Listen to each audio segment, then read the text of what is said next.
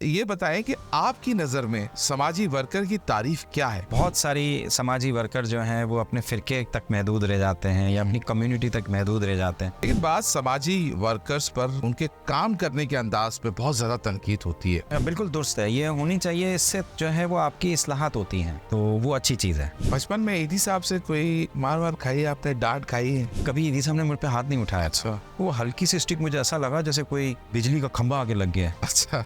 मैं शौक में रह गया, मेरी आवाज़ ही बंद हो गई। बैरियर टाउन के जो मालिक हैं मलिक रियाज साहब, उन्होंने आपको ईदी फाउंडेशन चलाने के लिए मुआवनत की पेशकश की और आपने उसको ठुकरा दिया? हमने इनसे चेक ले लिया था, हमने डिपॉजिट करा दिया था। मैंने अगले दिन जो है वो इनसे पूछा भी नहीं, उसी अमाउंट का चेक काटा और जिस अकाउंट से आया था उसी अकाउंट में वापस ट्रांसफर कर दिया। कोरोना के दौरान जो है वज़ीर आज़म के रिलीफ फंड में एक चेक दिया था। उस चेक देने के ऊपर जो है सोशल मीडिया पर बहुत ज्यादा आपके ऊपर तनकीद हुई। अपोजिशन जमातों के कारकुनों ने बहुत ज्यादा इसमें, जितने भी नून लीग है, पीपल्स पार्टी है, उनके साथियों ने इसको बहुत ज्यादा तनकीद की। कोई हादसा होता है, कोई साने होता है, मुख्तलिफ रेस्क्यू इदारे की टीमें पहुंचती हैं। लाशों को उठाने के लिए जो है वो जितने इदारे वहाँ होते हैं उनके एहलकार आपस में लड़ते हैं बाकायदा, और उसकी फुटेजेस मौजूद हैं। ये थोड़ी सी ऐसी चीज है कि इसमें पब्लिसिटी मकासद के लिए भी चीजें हो रही हो। कभी बचपन में देखा ईदी साहब की और बिल्किस ईदी साहिबा के दरमियान कोई लड़ाई हुई? बहुत होती थी, हम भाग जाते थे। अच्छा। मम्मी की कान में कोई डाल दे कि फला लड़की ईदी साहब के पास ज्यादा जाती है, फिर वो लड़ाई, फिर वो लड़की हटे। आप पीपल्स पार्टी को पसंद करते हैं? सबसे ज्यादा अगर मैं मजबूर हो जाऊं कि अगर किसी पार्टी को सपोर्ट करना तो पीपल्स पार्टी को। ऐसी क्या वजह है? इसमें जो है ना मजहबी तासुब नहीं है इस पार्टी के अंदर, लिबरल है। कराची के साथ इंसाफ होता हुआ नजर आता है आपको? कराची में जिस कराची को लड़ना पड़ेगा। अच्छा। नस्ली बुनियाद पे नहीं, हकूक की बुनियाद।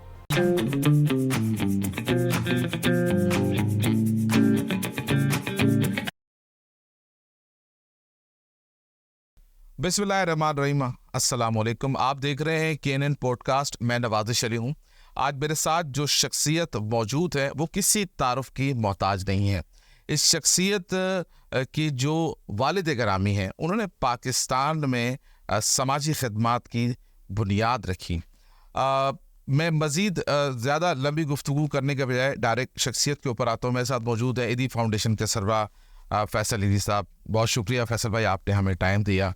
फैसल साहब, सबसे पहले ये फरमाइएगा कि ईदी फाउंडेशन इस वक्त 2024 में कितने शोबाजात में खिदमात सरअंजाम दे रहा है? शोबाजात की गिनती तो मेरे पास नहीं है, लेकिन तकरीबन 17-18 के करीब जो है वो मुख्तलिफ सर्विसेज हैं जो हम प्रोवाइड कर रहे हैं मुख्तलिफ सेक्शंस के लोगों को।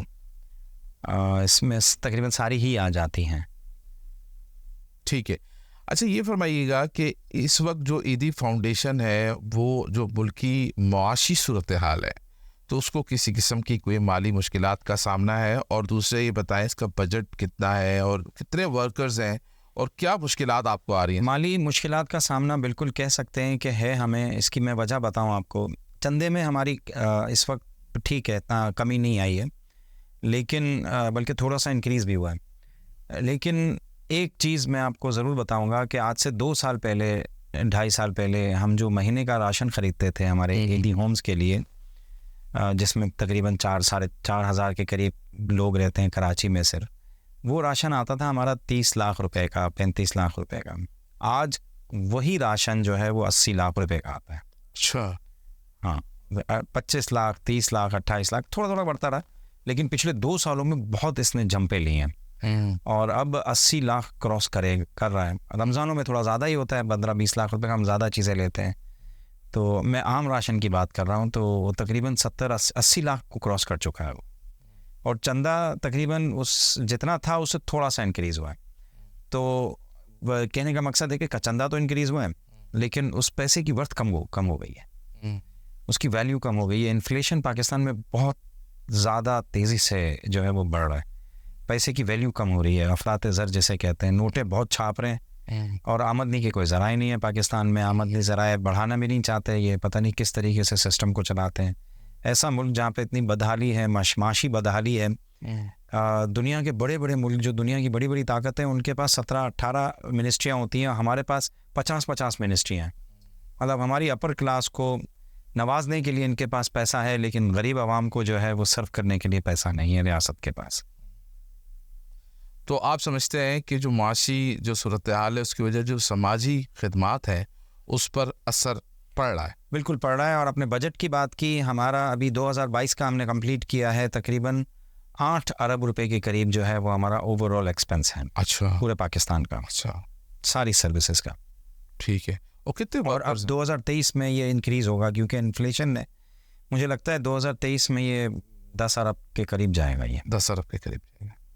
अच्छा, ये फरमाइएगा कि हम बचपन से सुनते आए हैं कि दुनिया का सबसे बड़ा जो एम्बुलेंस नेटवर्क है वो ईदी के पास पहुंचा, volunteer ambulance. Volunteer ambulance. Government के इससे भी बड़े बड़े हैं बहुत सारे मुल्कों में, ठीक है। जैसे लंदन एम्बुलेंस सर्विस है, उसके पास 800 एम्बुलेंसेज हैं। अच्छा, हाँ, हमारे पास वैसे तो 2000 के करीब एम्बुलेंसेज हैं और इंक्रीज़ होंगी ये, ठीक है। इसमें इसलिए इंक्रीज़ होंगी कि बहुत सारी चीज़ें डिसेंट्रलाइज थी हमारे यहाँ। रिकॉर्ड कीपिंग जो है ना, बहुत सारा डिसेंट्रलाइज था। ठीक है। पिछले तकरीबन 8-9 महीने से मैंने सेंट्रलाइज करना शुरू कर दिया। सेंट्रलाइज करने से फ़ायदा ये हो रहा है कि अब हम मॉनिटर कर रहे हैं चीज़ों को कि कौन सी सर्विस हमारी सुस्त है, कौन से इलाके में सर्विस हमारी बेहतर है, कौन से इलाके में एवरेज है, कौन से इलाके में बहुत बेहतर है।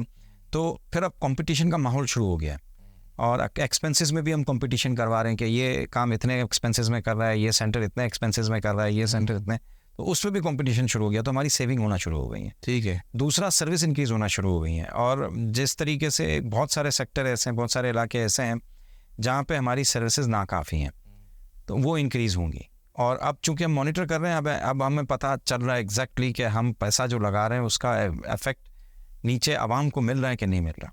ठीक है। उस हिसाब से मैं अगर 2 साल के बाद या 2 साल के बाद मैं अपने आप को देखता हूँ तो हमारी एम्बुलेंसेज मुझे 4000 से भी ज़्यादा नज़र आ रही है। 4000 से ज़्यादा नज़र। तो ये जो पेट्रोल प्राइसेस दिन ब दिन ऊपर जाता है, कैसे सर्वाइव कर रहे हैं आप? सर्विस महंगी होती है हमारी, लोग बेचारे पे तो लोग ही नहीं करना है, हम प्रॉफिट नहीं लेते लेकिन अखराजात तो हमें पूरे करने हैं, अपने रनिंग एक्सपेंसेस हैं। तो इसके अलावा एम्बुलेंस एक्सीडेंट है या कोई इमरजेंसी है उसमें फ्री होती है, लेकिन वो इतनी नहीं होती। और हम तब भी हमारी जो एम्बुलेंस सर्विस है वो आप समझ लें कि 25%, 30% लॉस पे चल रही होती है। पहले तो 50% तक लॉस पे चल रही थी, उसको काफ़ी हद तक मैंने कंट्रोल करने की कोशिश की है। और जब से पेट्रोल महंगा हुआ ना पिछले 1.5-2 सालों से, उसकी वजह से लॉस बढ़ा था, तो हमने सर्विसेज की कीमत बढ़ाई एम्बुलेंस सर्विस की। तो गरीब बेचारे परेशान तो हैं, अब हर जगह से ही परेशान है गरीब तो। अच्छा फैज़ल भाई, ये आप खबरें भी देखते होंगे, आप इर्द गिर्द भी आपने देखा होगा, लोग खुदकुशियाँ कर रहे हैं, समाजी मसाइल बढ़ गए हैं, बच्चियों की शादियां नहीं हो रही हैं, लोग सियासी मसाइल भी आपके सामने, क्या कहते हैं आप मुल्क के? पाकिस्तान में इंतहा पसंदी बहुत रही है। इंतहा पसंदी में लोग जो है वो एक तो बर्दाश्त कम होती है चीज़ों की, और इसकी वजह से सोसाइटी में बहुत सारी खामियां पैदा होती हैं। अब हमारे यहाँ खुदकुशियों का जो रुझान है माशी बदहाली की वजह से तेज़ होता जा रहा है। लोग बर्दाश्त नहीं कर पाते चीज़ें, अपने बच्चों को परेशानी में नहीं देख पाते। बच्चे जो है वो डिमांड ज़्यादा कर रहे होते हैं, क्योंकि पहले एक चीज़ बच्चे को मिल रही है, आप नहीं देंगे, वो ज़िद करता रहेगा, लड़ता रहेगा, रोएगा, ज़िद्दें करेगा। तो आदमी के ऊपर पहले से ही इतने पीयर प्रेशर्स होते हैं, कारोबार के लिहाज से, जॉब के हवाले से, हर जगह से, स्कूलिंग के हवाले से, हर जगह रेट बढ़ रहा है। जैसे जैसे इन्फ्लेशन बढ़ रही है तो इस पर कुछ लोग बेचारे कूप नहीं कर पाते हैं, वो बहुत ज़्यादा दिमागी असर ले लेते हैं और इसमें वो गलत कदम उठा लेते हैं, अपने बच्चों को भी मार देते हैं या अपने आप को मार देते हैं। ये खुदकुशियाँ हमारे इलाके में बहुत हो रही थी, पिछले दिनों हमने नोट की थी। और रुझान भी जो है वो, अगर हम सालाना, हमारे सारे रिकॉर्ड हमारे पास नहीं होते, लेकिन जो रिकॉर्ड है हमारा सालाना रिकॉर्ड आप देखेंगे उसमें खुदकुशियों की बढ़ती जा रही है जो रेट है, नंबर ऑफ खुदकुशीज़ जो हैं जिनको हमारी एम्बुलेंस सर्विस रेस्क्यू करती है या सर्विस प्रोवाइड करती है, तो बढ़ते जा रहे हैं और ये माशी बदहाली की वजह से है। ठीक है।